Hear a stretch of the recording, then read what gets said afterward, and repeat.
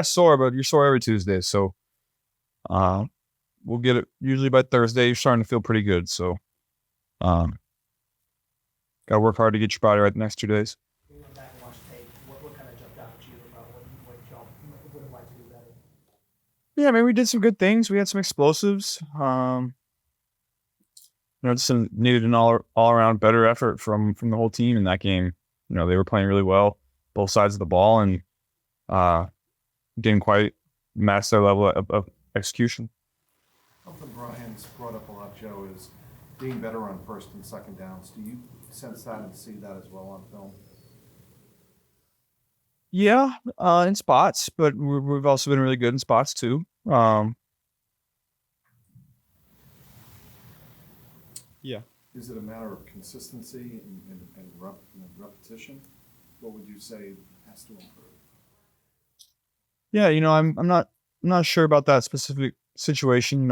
He's probably dived into the numbers a little more than I have on first and second down. So I trust what he says. We haven't quite talked about that. We got a game like that on Sunday, and you have a short week against a divisional opponent with a game of this magnitude. What's kind of the biggest challenge about kind of switching gears and getting ready for the game, like this on Thursday?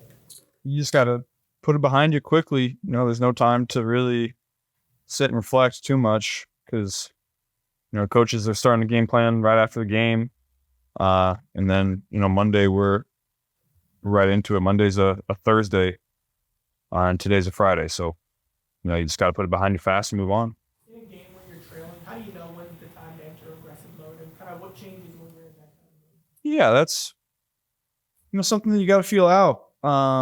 In that second half, I entered aggressive mode and, obviously probably, made quite a bit of plays and then, made a couple decisions that I probably wouldn't have made had the situation not been what it was. Some mistakes that you'd like to have back, but in the same sentence, you are trying to be aggressive, knowing that their offense is playing really well, knowing that their defense is playing well, and you're trying to make plays. So I wouldn't say I'm upset about, any of the decisions that I made. Obviously, you'd like to have a couple back, but I think for the most part, I need to get better in that situation of turning the switch on and off, being aggressive in spots, and then knowing when to take the foot off the pedal. How important is it that, at least publicly, but it sounds like privately, the coaches always encourage that and never try to take away an opportunity easily? Yeah, I think it depends on the situation. I tried to, early in my career, I was, making a lot of those plays, and then, you try to pick your spots to make those. And then, there were spots that I had to on Sunday, and, a lot of times you don't. A lot of times you can just play in the structure of the offense, and, you're moving the ball well and, taking advantage of what the defense is giving you. And sometimes the defense is playing well, and you have to flip that switch and go into aggressive mode and try to make some plays. That was one of those days. This one on Thursday. Do you feel there's a feeling of heightened stakes given kind of where y'all at the season and kind of how the standings are shaping up? Whenever we play these guys, it's always battle. Whatever the records are. Every time we play these guys, it's getting tough. It's always going to be a lot at stake. Do you feel like this one has added significance, though, that being said, given kind of how the season? It's a big part of the year for both of us. They're coming off a loss. We're coming off a loss. We're both trying to, win the division. So it's a big game. Is that beneficial, or does that make it that much more challenging on a short week? Short week, it probably helps you a little bit. Like you said, we play them twice a year. We've played this group, several times now, 3 times last year, once already this year. So, like you said, we know them, they know us, and short week, not a lot of time to put in a bunch of new stuff. So we got what we got. Ryan said with the interception in the end zone, a lot of players need to go watch the film, see what went wrong, where they should have gone instead. He said you probably knew as soon as you let go of the ball. Was that the case? Yeah, it's obviously a decision that, I wouldn't have made had in other situations.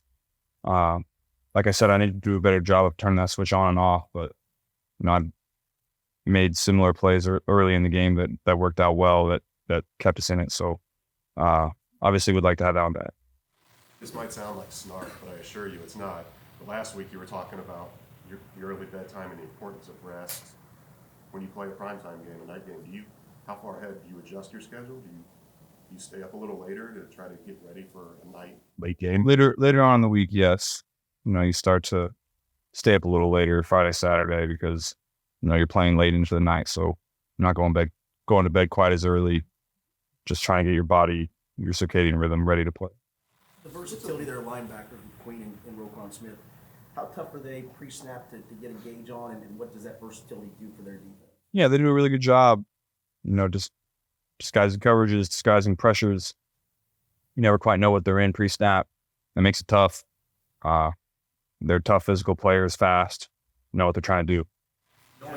Going into these Thursday night games, do you ever reach a point, whether it's Wednesday night, Thursday morning, Thursday afternoon, where it feels like a typical game day or night before a game, or does it still feel rushed and crunched even leading into the game? Once you start to get on that bus and go to the stadium, it starts to kick in. Your body starts to forget about all the bumps and bruises, and it's time to go out there and play. But leading up, it's all condensed with a lot of information, a lot of mental stress, trying to think about all the stuff you got in. Do you enjoy being in a hostile environment? Yeah, that's what you like about football. You like going into those environments, challenging yourself with teams like this in situations like this. It's a big opportunity for us. What are the one or two things about that defense that you really got to be aware of? Which you think Baltimore? What one or two at all? They're obviously very physical at all positions. From the outside in, and they do a great job at disguising coverages. You never quite know what it is pre-snap, so you got to be on your P's and Q's post-snap, knowing where you got to go with the football against every look. How's Hamilton playing?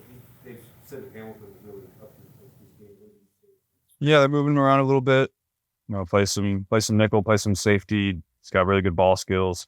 I made a great play last week to get some points on the board. He's a good player. What about Gino? Obviously, he had a play against you in the first time you guys met. What sticks out about his ball hawking ability? Yeah, they do a great job. Within the structure of their defense, they know what quarterbacks are trying to look at to try to figure out what coverage it is, and they know exactly how to position themselves and their hips and their feet to make that hard to know. And he does a really good job. Got pretty well, Joe Brady got promoted from Buffalo to the VOC.